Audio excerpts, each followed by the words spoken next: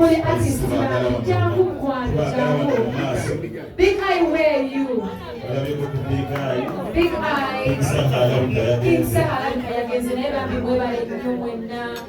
My fellow artists, by the way, I'm so happy tubaddewo ebbanga lyonna olumu abatwakola bunawukana okimanyi ekirabikake naye nze buli muntu gwekoze naye nkola tukyalira mikwano mukama akyatukuumi bambi mwebale kweregereza byonna bimujja mwebale nnyo kyemanyi invitation zabadde nyingi naye bwe mubanga mwe muli wano it means a lot to me.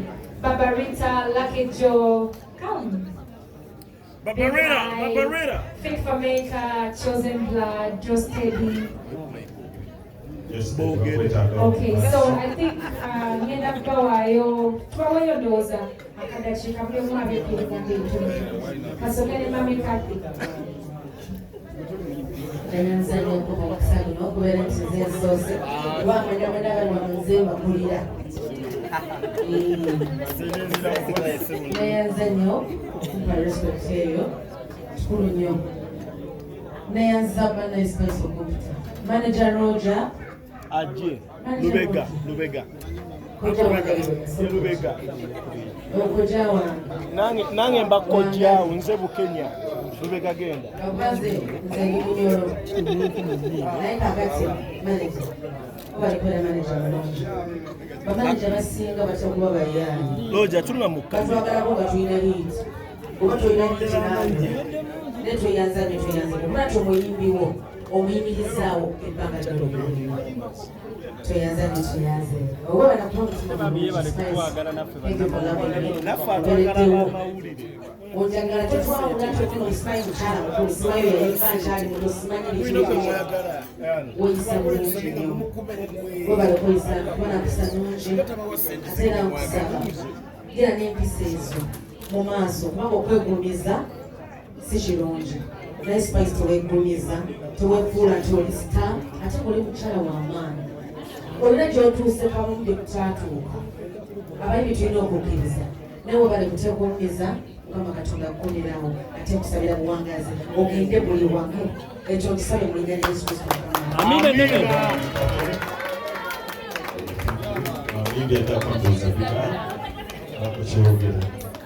Yes, nze Big Eye. Nze nsibye okubagamba nze Eva nga happy for Spice Diana. She knows that Diana is my sister, is my friend. We are family. Manager Roger omulaba ye manager wa Spice Diana. Naye ffenna bwatusanga ate abeera nga manager waffe atwagala nnyo. Thank you so much, manager. We love you so much. Ate wale kubanga otukumaakuma mu mbeera yonna. Nebaza olwa one love eyo Diana tukwagala nnyo. You are our sister from day one mpaka forever. We love you so much. Happy birthday to you. We got a big guy. Yo, happy birthday, Vincent, if you know better on the social media, celebrating one of my favorite band, Spice Diana. Big up on yourself for one manager, Roger. On the guy Wakabi Roger, Spice Wakabi. Chakabi ni okuwanga bakabi fena tukwatagana mu one love. Yes, Spicy. Chosen Black. Yeah, Chosen Black. Yeah, njagala kugamba Spice, you're inspiring generations in the first place. As Namwala wange muto naye ayagala musical. So don't stop, keep being you. You're inspiring our young sisters. Bambi Tokowa. So happy birthday, more life. Keep inspiring the girl generation.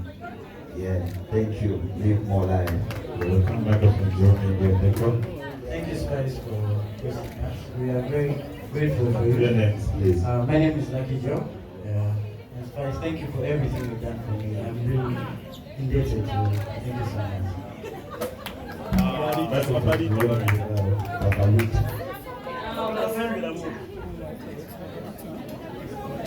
Happy birthday, Spice.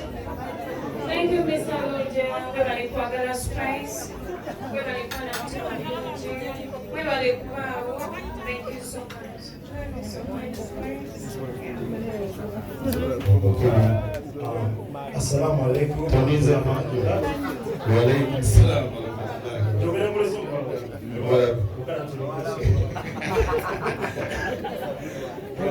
Zako hizo sapati explain na solutions nega zali yellow fever mkute mlisiku ya point but obsingira dala I want to say happy birthday to my good friend Spicy no tola biko mu bya kusala nkola mu Photoshop ne going viral she looked for me ayala kungwa mu imigawo then we became become friends then manager Roger and every position right here by the one thing I'm now loving this generation and that's what our industry needs.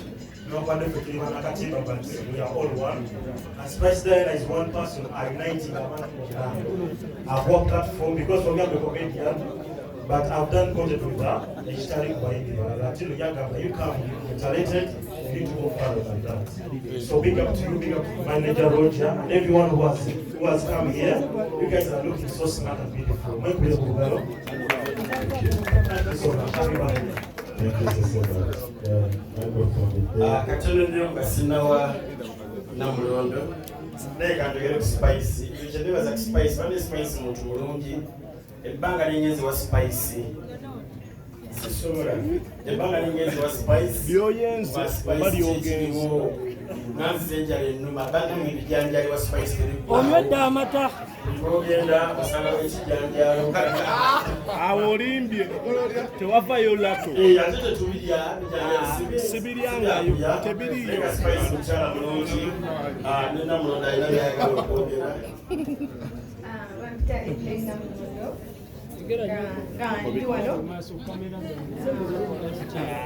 Spice kwagala nnyo happy birthday Spice and Aaron kwagaliza amazaalibwa era nagamba kwagala nnyo nabali abalenzi babasatu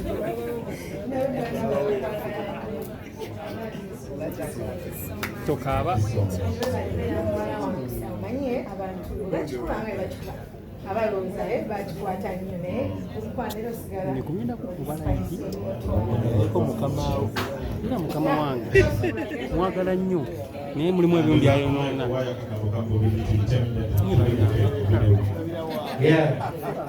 Happy birthday, Spice Diana.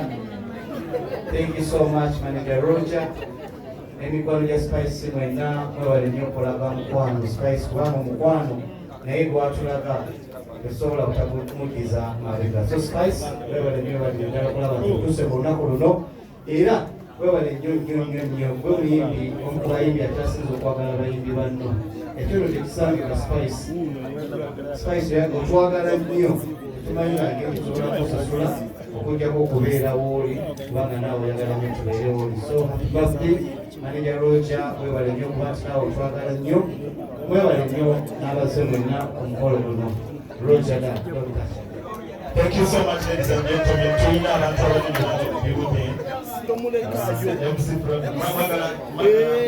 abeerewo nderewo otapa mulala mpoono.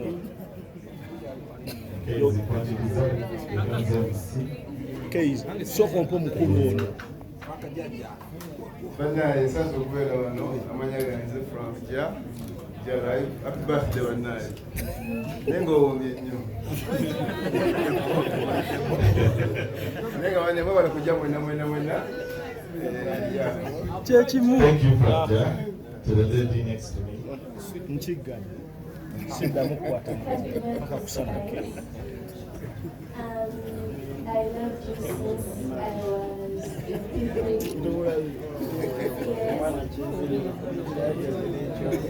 and I'm so glad